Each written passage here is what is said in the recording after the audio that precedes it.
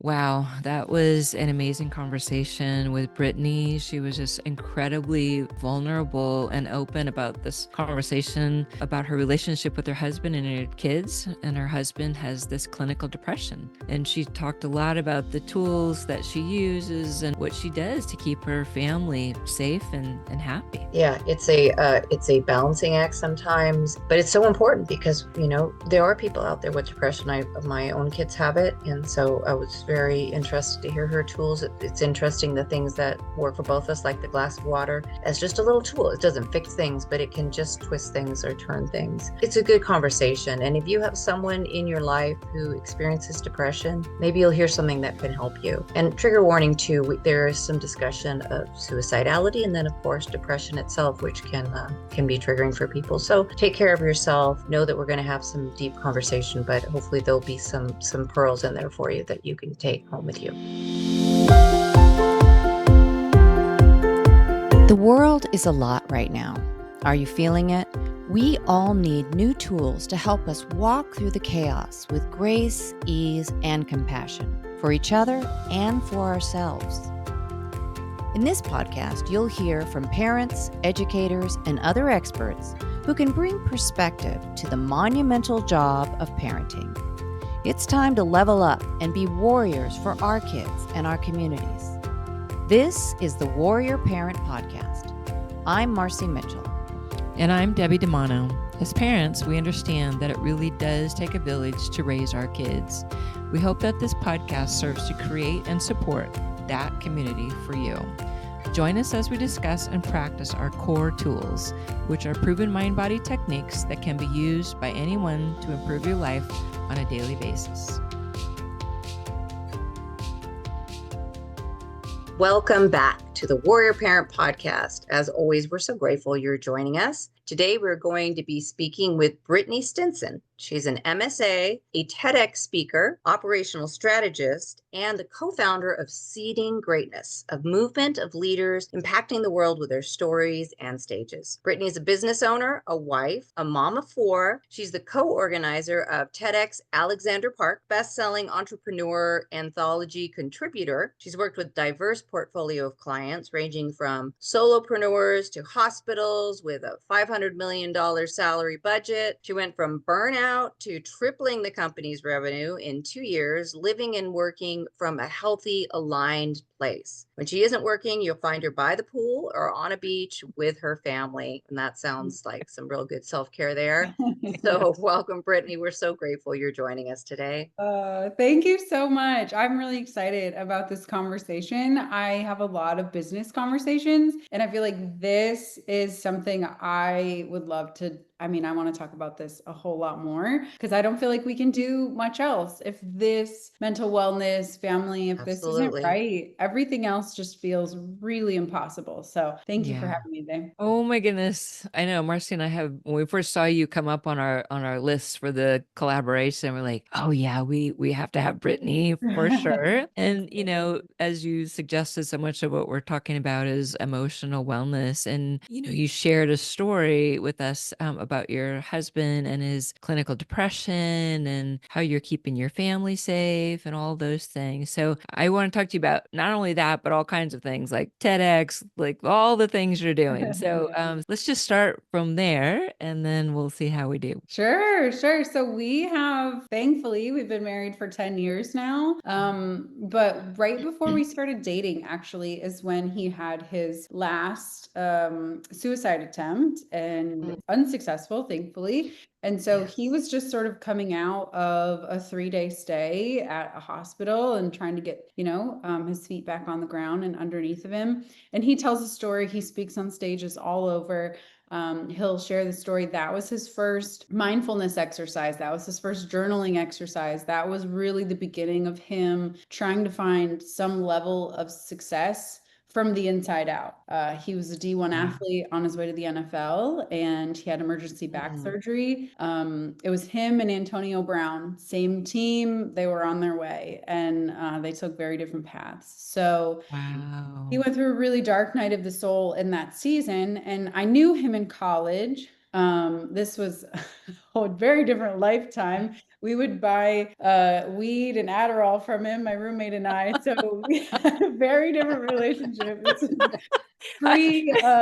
pre-God days. But anyways, so we sort of like reconnected right after that season. And so we had a lot of common interests. We were just finishing college. We were both really trying to like, hey, what are we actually going to do with our lives? Trying to be healthy adults and not in this like party college mode anymore. Yeah. And so we started dating. I got pregnant, and then our daughter came along, and then we were engaged and we got married in 9 weeks. It all happened very fast. Oh, Mhm. Yeah. wow. And in my Wow. mind, a lot of that was the solve to all of these other things that were these like, demons in the closet.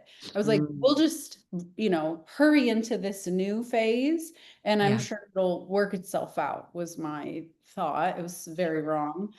And so the early days of our marriage were really hard, like really hard. I can remember he would get into like this quicksand space, and he could, as Yeah. hard as he tried to get out of it, he just couldn't. And he had a great counselor, thank God for therapy and counseling. He was on a different medication a time or two. I think it really made it worse. And so he abandoned that route. But we had books. I mean, I would sit there and just try to like read inspirational things, just like, you just try to do anything that you could. Anything. And I got it wrong a lot too. I would either personalize it, like, what did I do? Did I make it Yeah. worse? And or I would get frustrated at him, thinking like he was making the choice to stay in that state of Yeah. being. And so it took us years to find a rhythm, and for me to find my own, like, hey, how do I not spiral watching my partner spiral? And so thankfully, 10 years later, we're in a very different space. We've been able to help a lot of couples and people through this, but it was really hard, really dark sometimes. And then to have a baby in the midst of it all, and a new marriage. So I Wow. wouldn't recommend that. Wow. No, that idea that, we'll have a No. baby, that'll fix everything, No. does not generally No. pan out Yeah. that way, although Yeah. Yeah. So, Yeah. and Wow. she's our oldest. She's 11 now. And, like I said, so we've been on this whole journey for years now, and we're in an Wow. entirely different, like, we're not the same people that we were Yeah. 10 years ago. Yeah. Yeah. Right. So I just have to trust and believe that anything that we're teaching her today can rewrite some of the things that we just Yes. totally got wrong when she Yeah. was really Yeah. little. Yes, that's the healing that generational trauma. That's exactly Yeah. exactly what you're doing, I'm sure. Yeah. I want to talk about just the clinical depression, because he does have a diagnosis, right? Yeah. So Yeah. did he come about getting that diagnosis after you guys were together, or did he have that in college, and thus, the Adderall and the pot, and Right. because everyone who has it is probably just trying to to soothe somehow, right? Or Yeah. self-medicate. Yeah. No, his diagnosis, I think, came in that stay when he was in the psychiatric unit. I think that phase of being in the hospital and seeing the different doctors, I think the diagnosis came then. So that was Okay. like right at the end. We were pretty much done with college. And then we got together very shortly after that. So all of it was very new. Obviously, the symptoms weren't new, but the diagnosis specifically, and the Yes. counselor was new, and trying different treatment plans, all of that was very new. Yeah. Yeah. I feel like depression is just so misunderstood. There are people who are like, if people throw these words around, right? Like, oh, I'm depressed. Okay. Okay. Like, okay, so what does that mean? And then there are all these different sort of variations of depression. There are different terms that they use, like light depression or mild depression, clinical depression, Yeah. right? Like, so I think it's really misunderstood for so many people. And of course, treatment would be different for all those various types of depression as well, right? And I think there's a whole, you know, empire of people out there that are having some level of depression, but I feel like it's just so misunderstood, and there are so many people out there walking around with it. that are really untreated or not appropriately treated or don't know how to take care of it themselves, right? Yeah. Yeah. Oh yeah. I think, like you said, the phrase itself is thrown around a lot. I Mhm. think Yeah. even these days, the word anxiety is thrown around a lot. I think Yes. we've just sort of like put them in our mainstream vocabulary. But I prefer to like, I don't think I've ever been in a space, even after 4 kids. I don't think I've ever been like truly depressed if Yeah. like in the level that his clinical like actual like diagnosis is like Right. where there's like not enough chemicals happening in his brain that keeps him Yeah. at a certain level, right? Like I don't think I've been Right. Yeah. there, but I've definitely had seasons of heaviness or Yeah. feeling Yes. really low or heavy, a lot of like lethargy. So I try to use other words Yeah. because of our relationship with that word and what it can actually mean, Yes. So I think yeah, we try not to treat it too loosely. Yeah. Yeah. Yeah, because there's nothing loose about it, right? No. Yeah. And the other words are really helpful because that's kind of that drilling down, like is it grief or is it anxiety or is it frustration or is it anger? And then you can go deeper and deeper. I so appreciate how you put that about, you've been together for 10 years and you work through a lot and you got it wrong a number of times because I think for a lot of us when we don't experience clinical depression ourselves, real depression, but we have someone in our life, we so want to fix them. We Mm. so want them to, like you say, snap out of it. We so Mhm. want to say, and we think if I can just do this, or if I can just, I know how you can do it, or what do you need? It's really hard because it's someone you love and you want to help, but so much of it comes, I think, down to, and this is as a mother of kids with depression, to listening, Yeah. to pausing that desire to fix, to being there, to showing up and being there, but sometimes just having to listen and not contradict. That's Yeah. not true, especially when they say something so negative about themselves. That's not true. And I struggle with that because Mhm. I see the light in them, Yeah. but to just invalidate what they're saying by saying, no, that's not true. Or No, did you're you right. have those kinds of moments of just, Oh gosh, all the time. I wanted yeah, to sometimes I just wanted to like shake him, like, no, what you're saying is so in opposite of what is true, but yeah, they, in those episodes, they just can't see outside of it. I think it's like this yeah, really dark cloud and it's like a filter. You just can't see yeah, through. And so what you're saying, like, just, I think like patience, oh my gosh, having Yes. patience. oh my, I'm not a patient person in any area of my Yeah. life. So knowing like I can't rush this episode yeah, through, just Yeah. having the patience to just like hold the space Yes. and like, I hear you, right? And you're saying like, your entire nature is to try to fix it or say, yeah, no, that's not true about you, right? But just like, even if he's saying all these things that are just so low or sad or wrong, yeah, it's like, I hear you.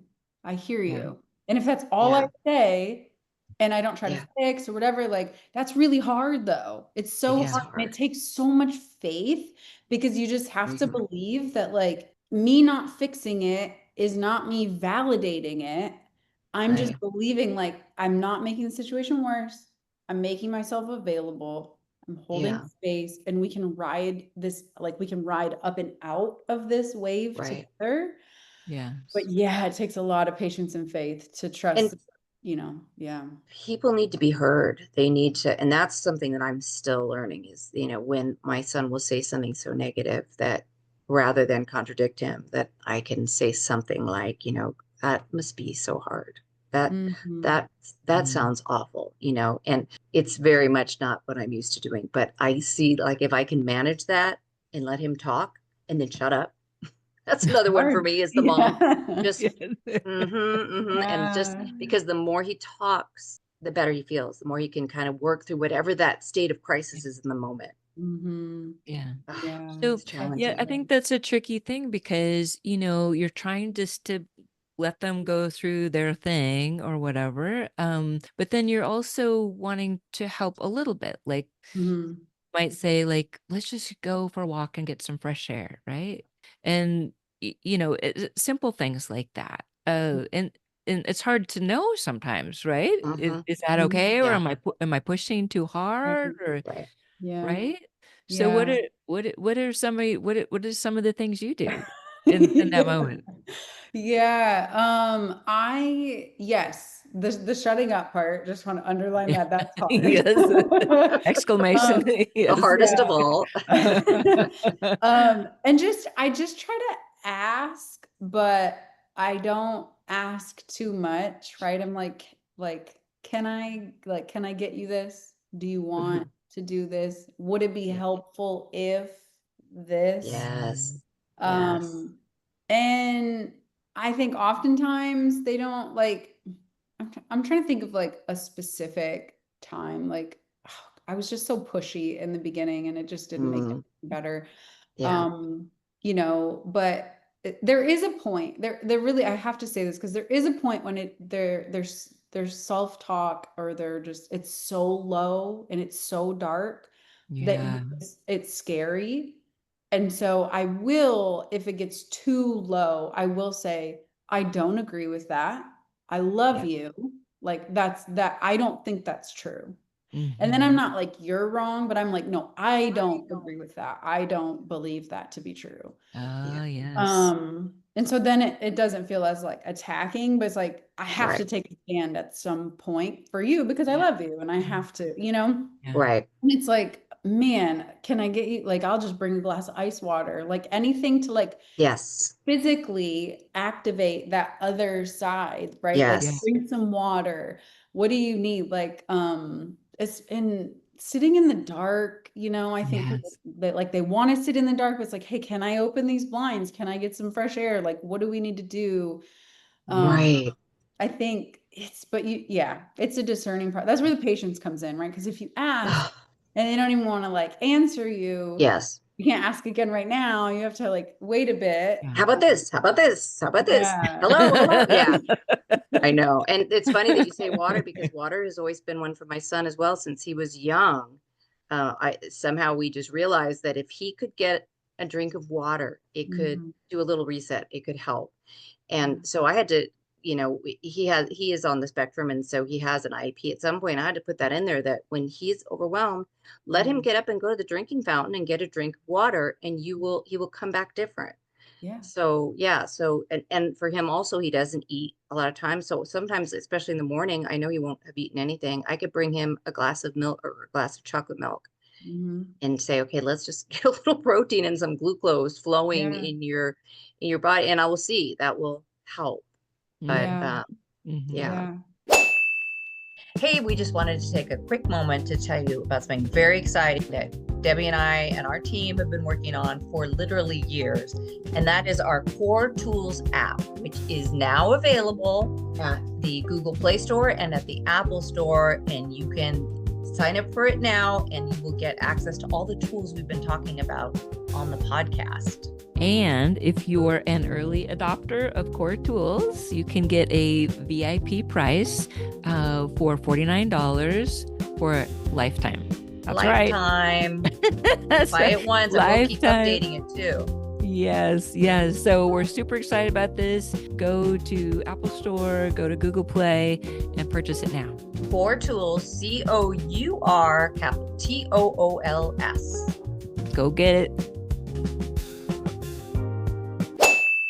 I wanted to talk about this a little bit. So my mother, so I'm in my 60s, and my mother had, I'm quite sure, clinical depression.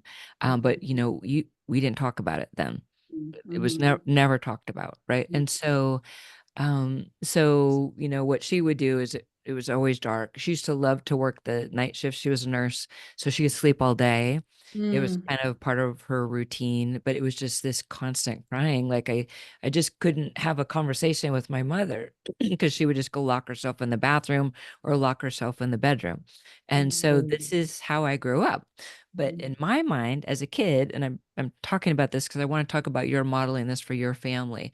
But for me, it was daunting. It was daunting. I thought this was all my fault. I thought everything that I did, any little question, I was afraid. I was afraid to talk to her because she was going to start crying. And so this is my entire childhood, right? It wasn't until I was in college, she actually took an antidepressant because she had a heart surgery, and they automatically put you on an antidepressant.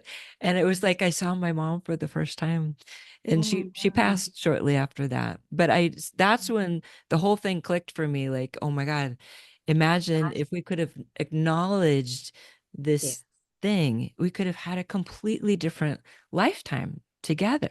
But it was not talked about 40 years ago. Right. Yeah. It wasn't.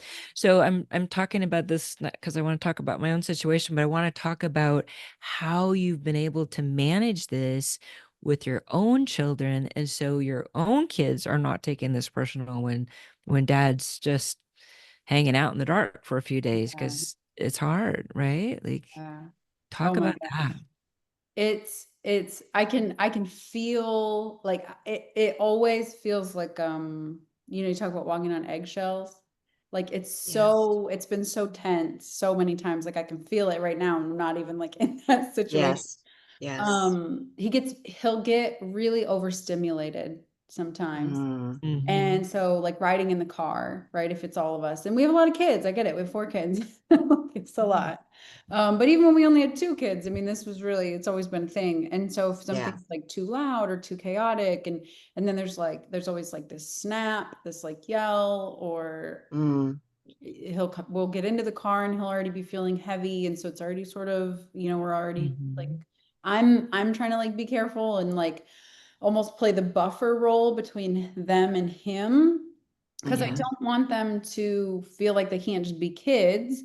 Like there's a level Right. of not being, wild animals in the back seat. It's Right. like be a kid, right? Like be a kid. Right. Yeah. And it's not always fair that daddy's the one making us all be quiet. And Right. he in his highest self doesn't want that either. And the Of Right. minute course he not. starts thinking, oh, I'm the reason that everybody has to be quiet or have a bad time, that feeds that downward spiral loop. Yeah. And so it's, to be honest, it's just like it's hard, it's frustrating. It doesn't always feel fair to feel like I have Mm-hmm. to be the one Yeah. that sort of like keeps things safe Mediator. between both. Yeah, Yeah. mediator is a good word. And I don't always want to do that. And I will get resentful sometimes. Yeah. And now that my kids are a little older, the oldest is 11, the second one is 9. Not so much my 7-year-old, but the older two, I can come back around to them later and say, Yeah. hey, I know that was not fun. Thank y'all for being quiet. Thank y'all for being good. Like that kind of sucked. And I know it, and I'm Yeah. sorry. Um, and I try, when he brings it up later, I'm like, it's okay. Like it's okay. I try not to add to the feeling bad. And Yeah. I don't know, Yes. y'all's faith views or whatever, but I just have to like give it to God. I really do. Mm-hmm. I feel so, I feel upset sometimes that that's the situation and this Yeah. is the role that I have to play. And it Yeah. just doesn't feel fair sometimes. Yeah. Yeah. But I have to acknowledge it. And then it's Yeah. okay because there's so many other beautiful, amazing, brilliant things that Yeah. do happen in Yes. our life. Yes. But yeah, I now that they're older, it's easier because I try to have a conversation. But Yeah. the other thing I'll say that helps, like when they were younger, I couldn't, consciously like acknowledge that with them. Yeah. But he and I would have conversations outside of the car, outside of a bad episode, like just like, hey, this is how it feels sometimes, like the kids are just Mm-hmm. kids, and you start to, make it feel this way. Like, what do we need to do to get on the same page? Yeah. Mhm. Because, Yeah. That's communication, right? yeah. And like you said, communication in the quiet time. Like you can't, when he's in that space, he can't communicate Oh, because no. his Yeah. nervous system is shut down. He's in overwhelm. So Yeah. we understand that. And then we can say, let's talk about this later. We'll come back to this. It's okay. Right Yeah. now we're going to be quiet. We're going to I'm gonna drive and let you put some headphones on, or whatever the Right. tool is, whatever the tactic that you come up with. Yeah. And but then we come back to it and we talk about it and we say, Yeah. here's kind of what happens. And that this is the gift, I think, in the trauma is that we learn to be so much more emotionally intelligent, and your Mm. kids will learn this too. And so as long as you're talking about it and you're educating yourselves and each other, now you're building your own emotional intelligence. You're going to have, these kids are going to be able to show up in situations that would probably knock other kids out, because Yeah. they already know it's okay.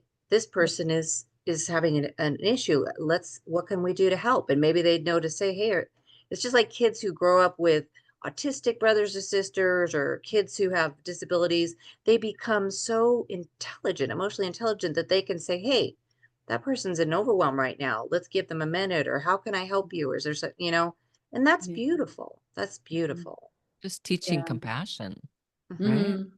Yeah, just Yeah. having some Yeah. compassion. Yeah. I And we think need that. they, We need that. yeah, and they get to see both sides of their dad, right? Like Yeah. he's a motivational speaker for a living. Yeah. Like that's what he does, Wow. right? So I don't think you can have such a high level of being able to help. Like you don't have that deep well to go do big good things in the world if you haven't had to lead yourself out of some really heavy stuff. And Yes, so Yep. they do see both sides. Yeah. Um, absolutely. but we have to be careful. We do have conversations as parents, like, hey, the crowd can't always get the big excited up version of you, and Mm, then the home gets Right. recovery, sloth, tired, dark, like we have to find some balance. And it's great because I spend like most of the time with them, and the time that he does spend with them is not as much in quantity, but when he's there, he tries really hard to be like, I'm here. Like I'm present. making the most of the time. Like we have a pool where we're at. And so he's like, I think out of the hundreds of hours we've spent in the pool over the last couple of years, he's only there Yeah. sometimes, but when he's there, it's great. And they remember that. And it was maybe 50 minutes in the last 2 months, but they remember how much he was there and present. And so Mm. I think they do get like a full view of him. Yeah, again, it's that awareness. It's that awareness, and then that communication about it. We you use the word fair, and I don't think any of us were ever promised fair, right? So there's equity, there's justice, there's things like that we work for, but fair in our lives, we all get these things that come to us. And you talk about your faith. I really do believe things come to us to up level us, to grow us, to teach us things we need to learn. And Mm. so fair isn't really a word to apply necessarily. It's, this is Oh, what I've got. What am I going to do with it? Am I going to be angry and sad and feel like, dang, my dad's got depression and other people don't? Meanwhile, mm. we don't know what other people have. Everybody's got their Right, stuff, right? Everybody's dealing right, with their yeah. stuff, and it could be way worse or it could be easier, but that doesn't matter. That's Mm. theirs. So Yeah, what are we getting, and how do we show up for it as our best selves, with a way that's going to bring a better outcome for ourselves and for all those around us? Yeah. yeah, And yeah, when we have opportunities to grow, opportunities to be kinder, to be more compassionate, then that, it just makes us better. It yeah, just up levels us as human beings. yeah. Yeah, you're right. They're kids, so they're like, that's not fair. And they know Yeah. now fair is not a thing. Like we Yeah. don't, fair doesn't exist. And after you try Yeah. to, in the real I mean, world, it's fine if you're inviting cookies up or something like that, but yeah, fair is not a yeah, thing. So we can the just world is, yeah, find the another world is way. not promised fair. So it's, yeah. I Mm. Yeah, want to it's all lessons, right? Marci and I are we're all about tools, right? So we help teach kids tools for regulation for their own emotional health. That's a big deal for us. So I want to talk about maybe some tools that you use for your family. Maybe your husband has some things that he does to try and keep himself Art of the Dark, if you will. Yeah. So tell us maybe some things that yourself to help keep this Right. mediation job To up be the that you're warrior doing. mom. Yes, the Yeah. warrior mom. Yeah. Yeah. Oh gosh. Yeah. We've got a lot of tools. So he's written a book. It's new. It's about to be on Amazon. So maybe before this is published, I'll get you all the link. For I need to sure. put it up there. But anyway, so there's amazing tools in the book. I can share that link with you. Hmm. But some of the things that are like his most common go-tos, physical activity. He always makes this joke from stage. It's really hard to be depressed and out of breath at the same time. So Yeah. there was this season, that college season I was telling you about, he's like, I would just go just like sprinting down the street. I just had to like run because I felt like I Mm. was so trapped. And so he found that in the physical activity, and like chemically, it's doing a lot of amazing things Releasing in the endorphins. body. Yes. Yeah. And Yes. so it just immediately activates and puts you in a different state. Now, if you don't feel like going to do that, sometimes you have to like force yourself and the feelings will catch up, Yeah. right? Yes. Yeah.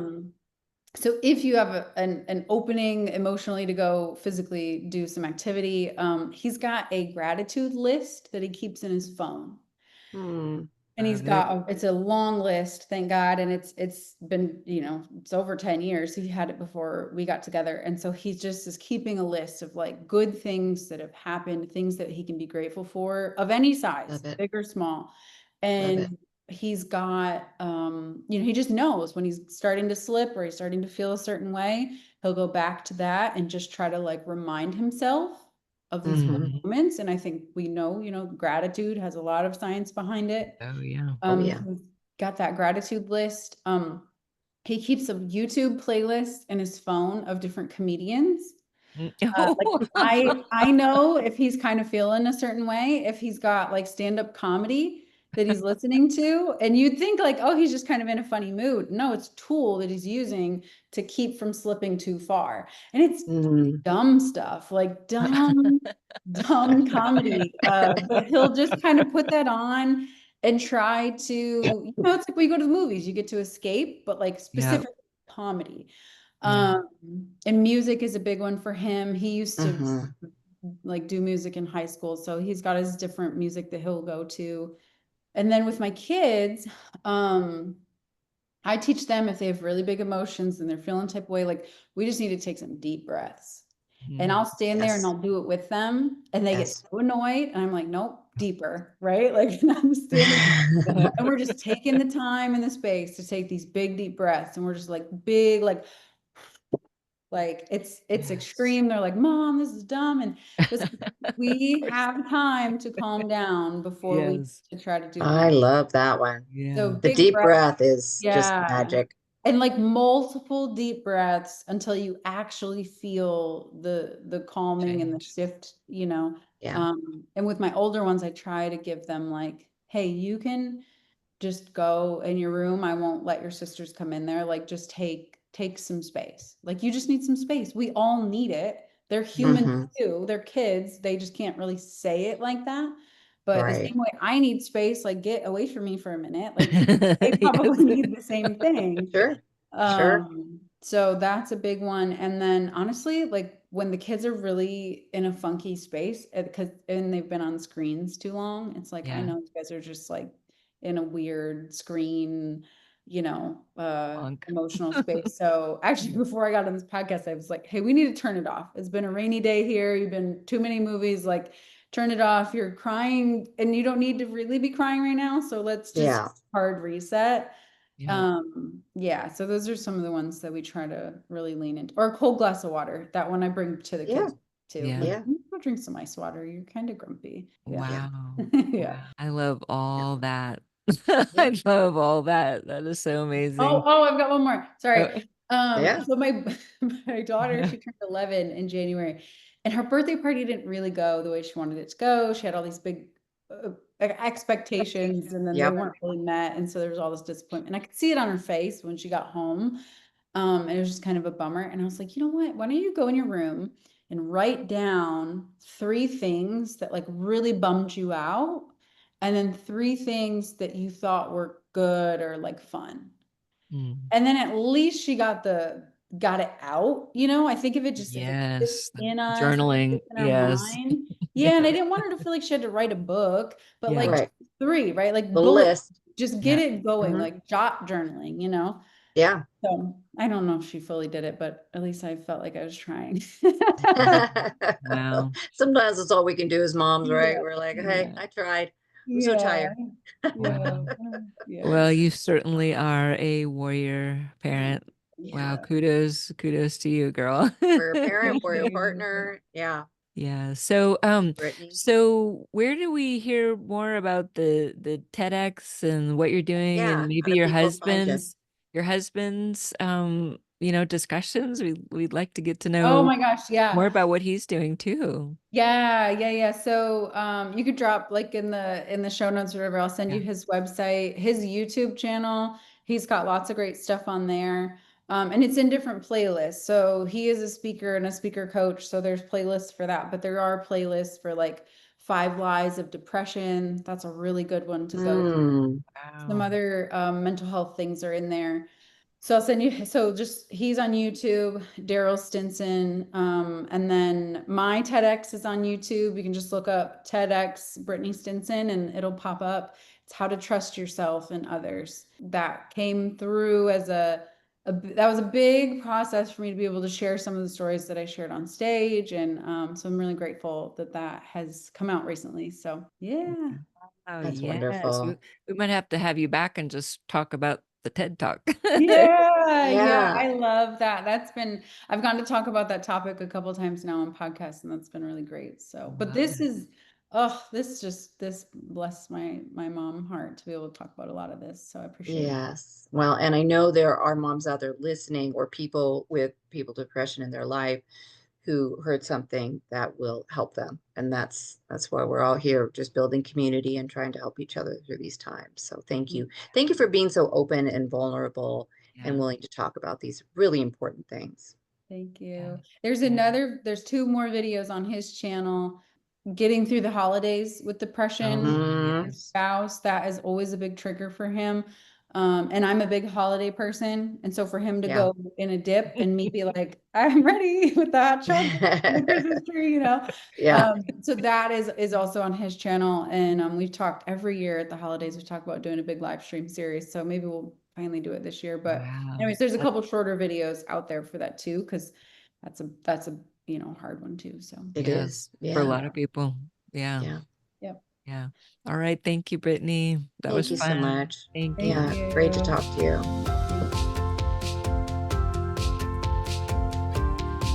Hey, warrior moms. As we started this podcast, we had determined that part of what we were going to do is to create a community. So we have decided to take it to another level, and we have started our own Facebook community in addition to the Warrior Parent podcast, and it's called From Chaos to Calm, a sanctuary for moms. Here's what it looks like.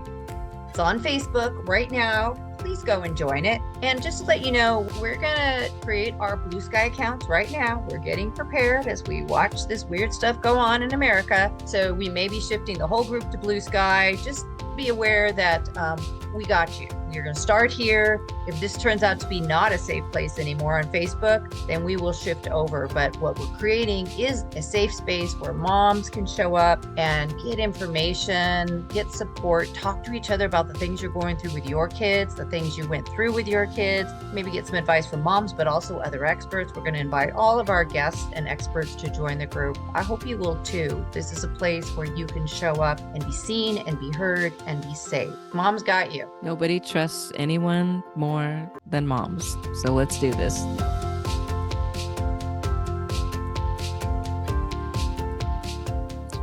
And now for your core mental health break. This is your opportunity to take a moment to support your mental wellness, your peace of mind, your own ease and grace. Take some time every day to support your mental health. You deserve it, and it matters. Today's affirmation is, everyone deserves love, including me. Say it aloud. Everyone deserves love, including me. Everyone deserves love, including me.